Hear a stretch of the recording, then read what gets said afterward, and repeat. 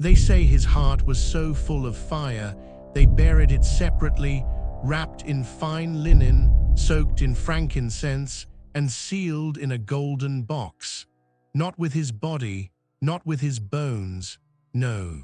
They buried Richard the Lionheart's heart in a cathedral far from the battlefield where he fell, as if even in death his soul refused to rest. He was the ideal of chivalry, the golden lion, the Crusader King, the hammer of Saladin. But that's the legend. The truth is far more violent. Richard wasn't the noble king you were taught to admire. He was a blood-drenched warlord, addicted to the thrill of slaughter, drunk on holy war, and haunted by betrayal from within his own family. He ruled with a sword, not a scepter. He wore the cross, but wielded it like a weapon. And when death finally came for him, it wasn't on some grand battlefield surrounded by heroes. It was in the mud. Hit by a peasant's crossbow while trying to steal gold from a half-ruined castle in southern France. That wound festered. He rotted slowly. They carved him open like a pig. His intestines were dumped in a pit. His heart locked in a separate tomb. His corpse left behind in a cold stone abbey, 3 tombs, 1 king, a legacy so divided no part of him could ever truly die. This is the true story of Richard the Lionheart, not the myth. Not the legend, the man, the monster, the king who burned with glory and bled out in disgrace. Now let's go back to the beginning, before the holy wars, before the crown, before the legend. Back to the boy born from rebellion and molded by blood. Born of war, raised by rebellions, Richard was born not into peace, but into a dynasty already cracking under its own weight. His father, Henry II, was a towering giant of a king, ruthless, brilliant, and obsessed with control. His mother, Elena of Aquitaine, was a queen carved from ambition and flame, older than her husband, wiser than most men in Europe, and utterly unwilling to play the obedient wife.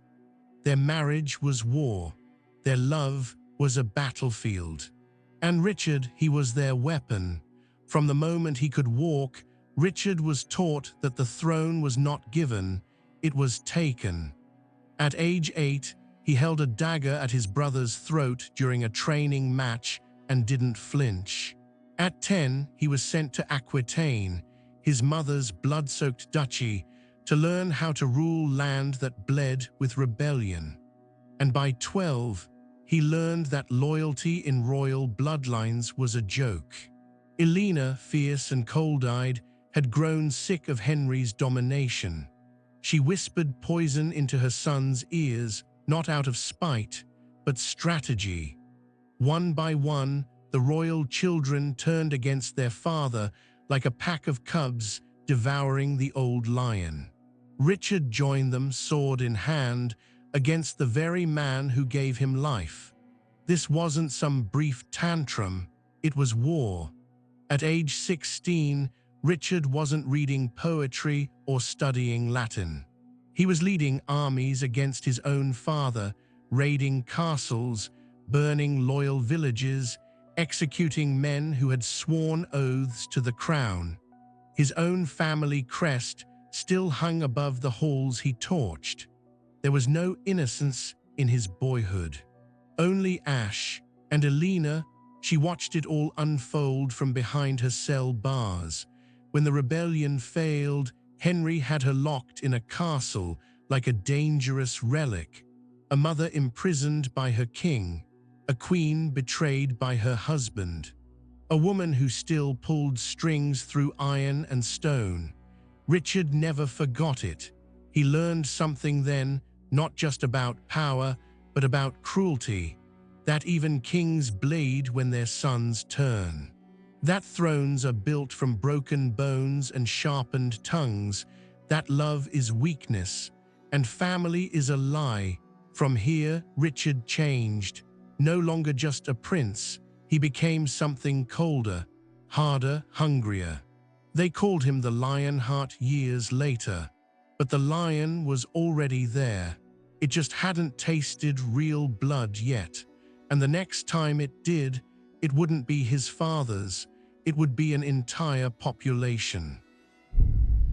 The Devil's Son, the brutality of young Richard. When Richard returned to Aquitaine, now as its duke, he didn't rule like a prince, he ruled like a butcher. The south of France had seen war before, but not like this. Richard didn't come to sit on a throne, he came to burn everything that resisted. The rebel barons who refused to kneel, crucified. Entire villages that gave them shelter, razed to the ground. He hung corpses from the trees lining the roads like trophies. His message was not just to disobedient nobles, it was to everyone. This land belongs to the lion, and the lion is hungry. There was no strategy of peace, no diplomacy. Richard's reign was a campaign of fear. He gave orders to burn crops during harvest season. He slit the throats of captured knights and sent their heads back to their lords. And when he captured the last stronghold of the rebel leader Aymer of Limoges, he dragged the man through the streets in chains, forced his family to watch, and ordered him publicly flogged until his flesh peeled like fruit. Aymer died weeks later from infection, screaming for mercy Richard never gave. And then came the rumors that Richard had personally tortured prisoners, slicing them open inch by inch to learn how long the human body could scream before the soul gave up. That he forced mothers to watch their sons hang, then offered them a choice, join him or join them. That he smiled when he saw men burn. Some said he was possessed, his cruelty too calculated to be accidental, too enthusiastic to be royal. Whispers spread, he's not the king's son, he's the devil's. But to the church, he was useful, to the nobles, he was terrifying but effective, and to Elena, his mother still locked behind stone, he was perfect, her masterpiece. The boy she molded into a weapon now drew rivers of blood in her name. She never wept for what he became. She had crafted him that way. Yet beneath the iron and flame, Richard was still a young man.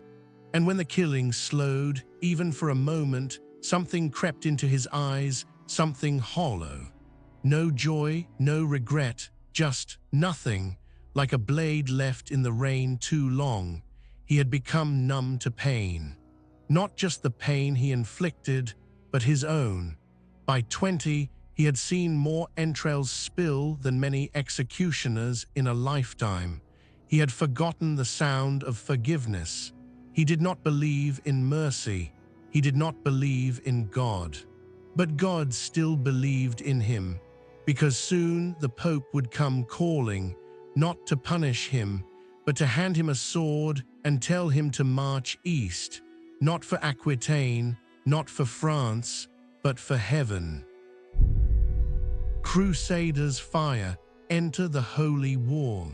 When the Holy Land called, Richard didn't hesitate, not out of piety, not to redeem his soul, but because the Crusades were the only war where slaughter came with applause. To kill for Christ, what better excuse for a man who had been killing for years without one? In 1187, Jerusalem fell to Saladin and Europe trembled. Pope Gregory VIII cried for vengeance, and Richard, newly crowned and already restless, answered. He sold lands, emptied treasuries, taxed his people into starvation. He even told his ministers, "I would sell London itself if I could find a buyer." Because what he really wanted was not gold, it was blood. He joined forces with Philip of France, though neither trusted the other. Two kings side by side, both dreaming of glory, both waiting for the chance to stab the other in the back. But on the shores of the Levant, Richard was unchained. His instincts had always been violent. Now they were righteous. At the siege of Acre, he unleashed hell. For 2 brutal years, Acre resisted the Christian armies. Bodies rotted in trenches. Disease bloomed under the banners. When the city finally surrendered, Richard didn't celebrate. He demanded hostages, 2,000 of them. Men, women, children, Muslim prisoners, bound, kneeling, and silent. And then he gave the order. Every last one of them was marched outside the city walls and executed, not quickly, not mercifully. They were beheaded in rows. Some screamed, some begged, some looked at the sky, silent, eyes wide in defiance. Richard watched, unmoved, and when the pile of corpses grew too high, his men set them on fire. The smoke carried east, black against the blue, a message to Saladin, a message to God. This was not diplomacy, this was performance. To the west, the church praised his devotion. To his army, he became more than a king, he became myth. They whispered that the cross on his chest burned hotter than steel, that he couldn't be killed, that lions followed him in dreams, but Saladin did not fear dreams. Saladin prepared. And soon, Richard's bloodlust would meet a man with fire of his own. The crusade was just beginning, and Richard was just getting started. Saladin versus the lion, 2 monsters collide. They weren't kings anymore, not here, not in this place where the sand swallowed bones and the wind screamed through broken shields. They were predators. 2 beasts cloaked in banners and crowned with steel, Richard the Lionheart and Saladin the Sultan of Fire. They never met in person, not once, but their shadows collided on every battlefield. Richard came like a storm. Brutal, fast, impossible to stop. His siege engines smashed the gates of Muslim cities, and his cavalry cut through enemy lines like they were made of paper. He didn't just win battles, he turned them into rituals. At Arsuf, Richard personally led the charge, his massive warhorse soaked in sweat and gore. He cut down so many men that day, the blade chipped in his hand. His armor steamed. His men followed in silence, not out of loyalty, but awe. They believed God had put a lion on earth, and it was hungry. But Saladin wasn't afraid. He fought differently. He struck from shadows, retreated, then circled back like smoke. His men rode without sound, hit without mercy, and vanished before the sun rose. He poisoned wells, slaughtered stragglers, fed captured crusaders to their own starving war dogs. He didn't roar like Richard, he hissed, and it worked. At Jaffa, Richard nearly died. Saladin's forces overwhelmed the city, broke the walls, and poured in like black tide. Richard was sick with fever, sweating, shaking, vomiting blood into the dirt. But when the city gates cracked, he didn't hide. He dressed in full armor, climbed onto a stolen horse, and rode into the breach with nothing but a long sword and death in his eyes. His men thought it was suicide. It was prophecy. He fought like he was possessed, striking down enemies left and right, screaming in French, shouting God's name, roaring so loud that even Saladin's soldiers paused in fear. And it worked. The tide turned, Jaffa held, but something shifted. Saladin began to respect him, not as a king, but as a monster. They exchanged letters, gifts, even doctors. They spoke through messengers of peace while their armies bled in the dirt. It was a twisted game, respect wrapped in slaughter. And Richard, he started to admire Saladin too, not the man, but the discipline, the power. He saw in his enemy a mirror, another killer blessed with a throne. By the end of the war, there was no victor. Jerusalem remained in Muslim hands, though Christians could now enter freely. Richard never saw the city he bled for. He had conquered terror, but not territory. His armies were spent, his body failing, his enemies at home growing bold. The lion had roared across the sands of the Holy Land, but now his growl was fading, and something far darker was waiting back in Europe. The lion turns on his own. Richard left the Holy Land without glory. His war with Saladin had ended in a stalemate. No holy crown, no triumphant parade, just ash in his mouth and whispers behind his back.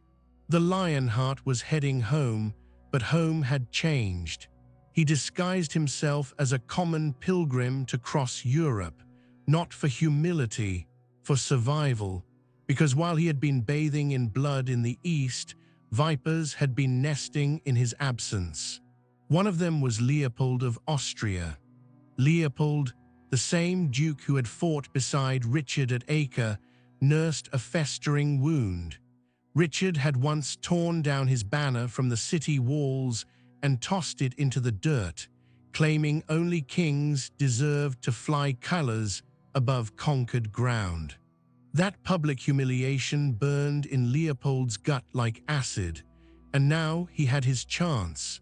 Richard was caught near Vienna, captured in rags, unarmed, alone.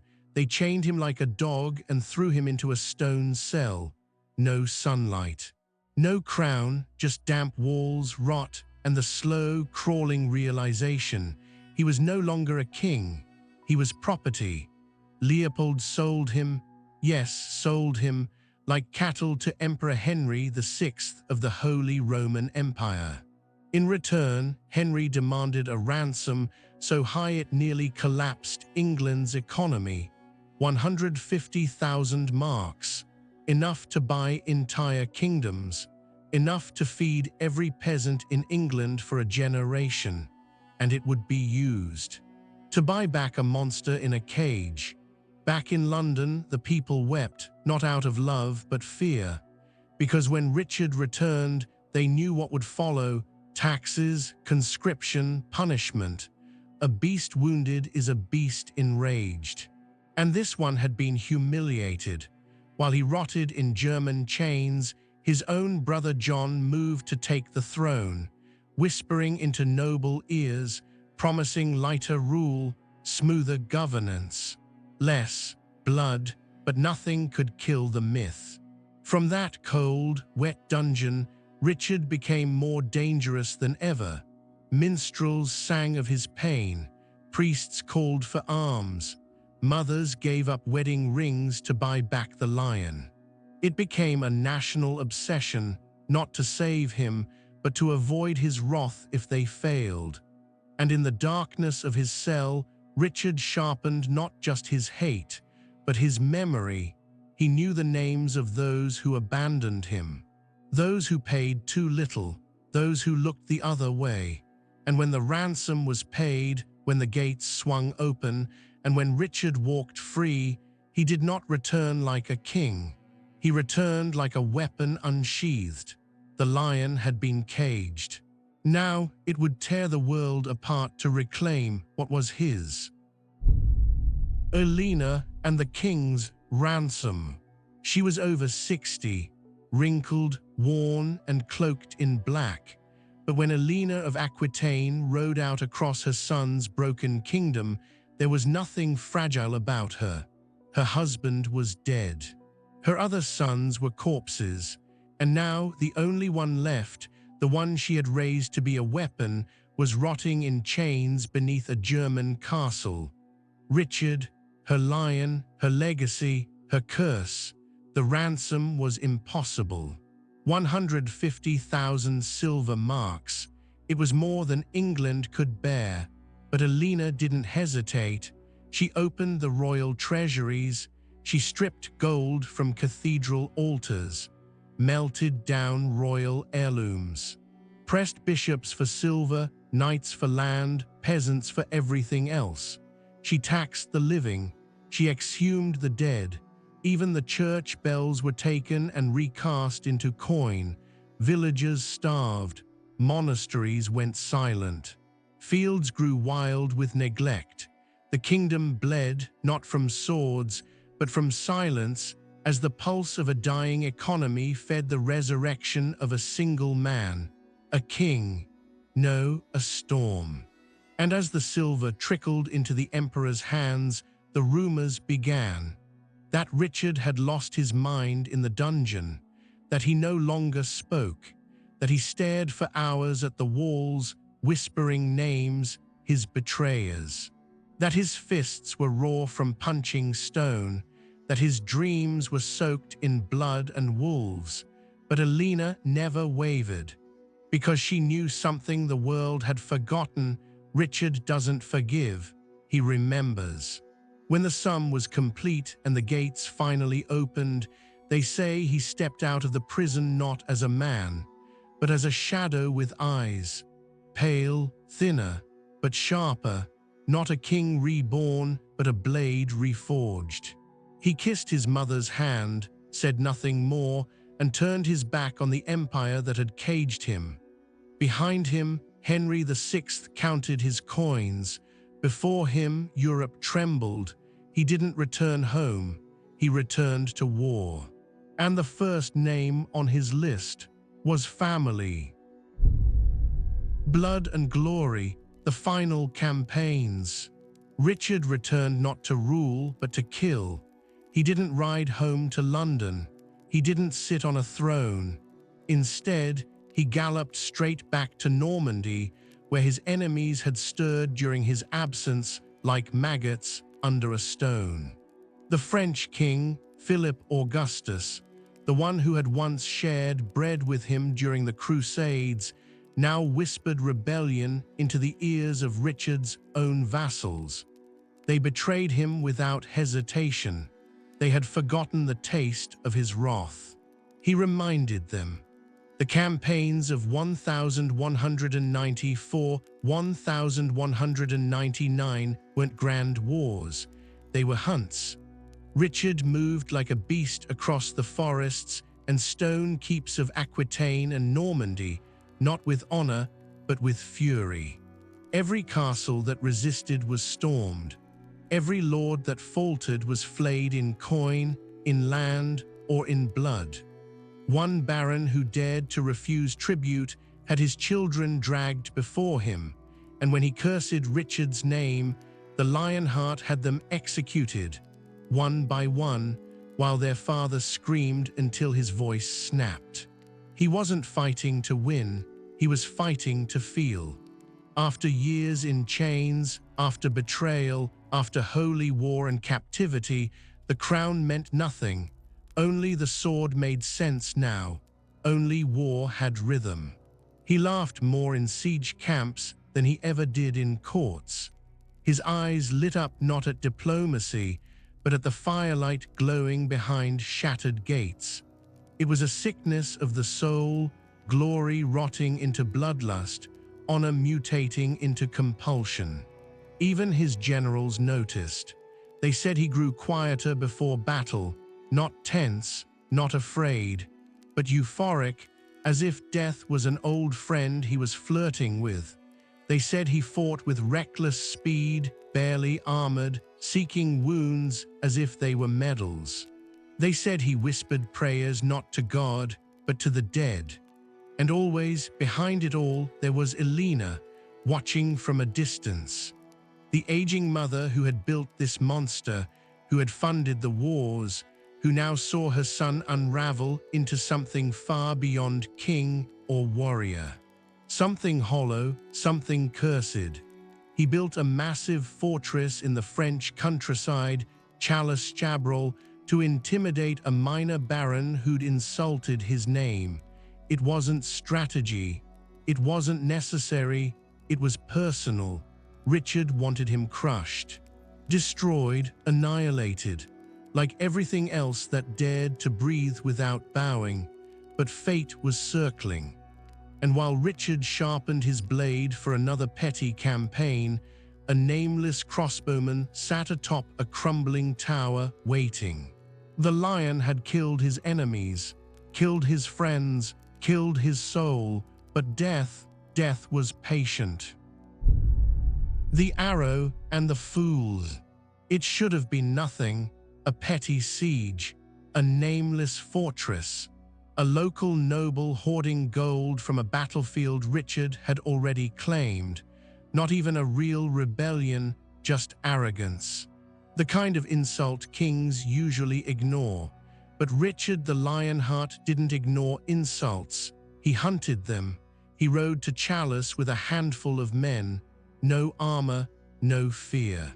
Just the same blood-drunk confidence that had carried him through Acre and Jaffa. The garrison was laughable, barely a few dozen defenders behind crumbling stone. But Richard set up his catapults anyway. He wanted to watch them crumble. And that's when it happened. A figure appeared on the battlements. A boy, some said, maybe 17, holding a crossbow, no heraldry, no title, no future, just a pair of filthy hands, a loaded bolt, and perfect aim.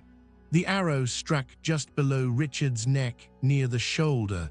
A minor wound at first.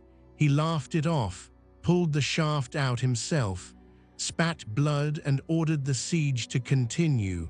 By nightfall, the fortress surrendered. But by then, the infection had already begun. What followed was a horror only the dying understand. The wound blackened, his skin swelled and split. Fever racked his body until he couldn't tell day from night. The surgeons came with blades heated over flame, but no amount of cutting could stop the rot. They sliced deeper, into muscle, into sinew, into the flesh of a man who had once fought armies with a smile. He bit down on cloth to keep from screaming, but he screamed anyway. In the final days, the great Lionheart became unrecognizable.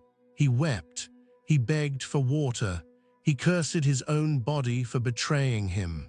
His once golden hair stuck to his skull with sweat and pus. His breath came in rattles. His eyes, those eyes that had once terrified Muslim generals and rebellious barons alike, turned glassy, empty. The boy with the crossbow was captured, of course, hauled before the dying king, and Richard, against every instinct, every precedent, every drop of blood in his brutal veins, forgave him. He said, "Let him go, he's just a fool."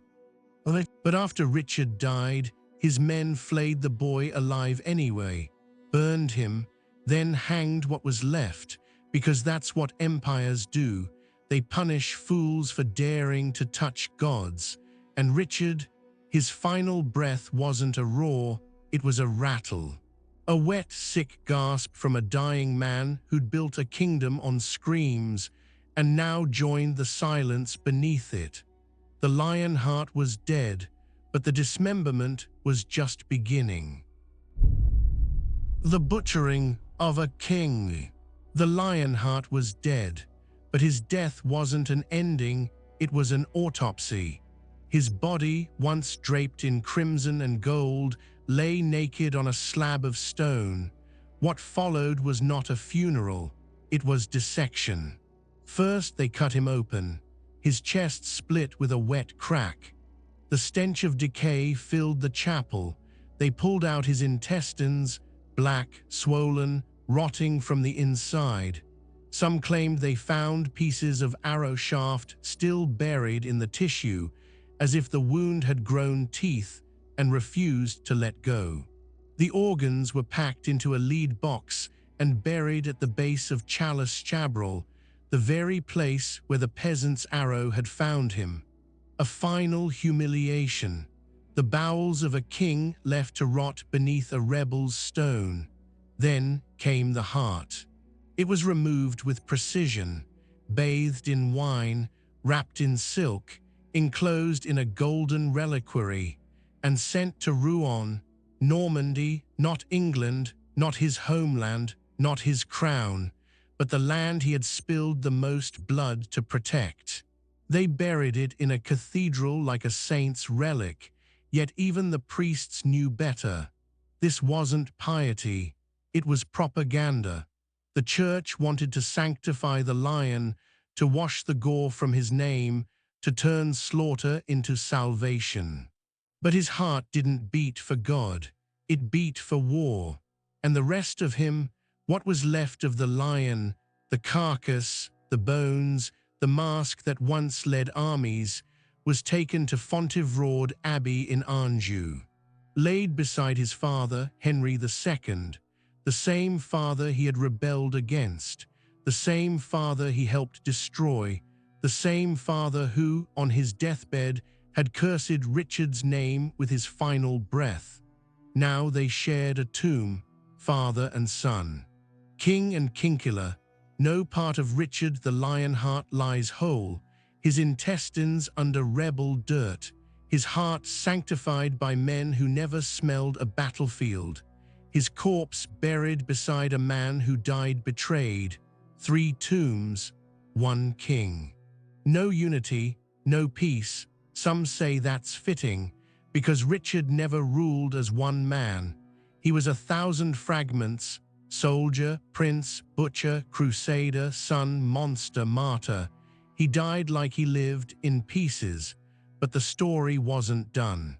Because though the lion was dead, his roar still echoed through the bones of empires, and what they remembered was not the pain he felt, but the pain he left behind.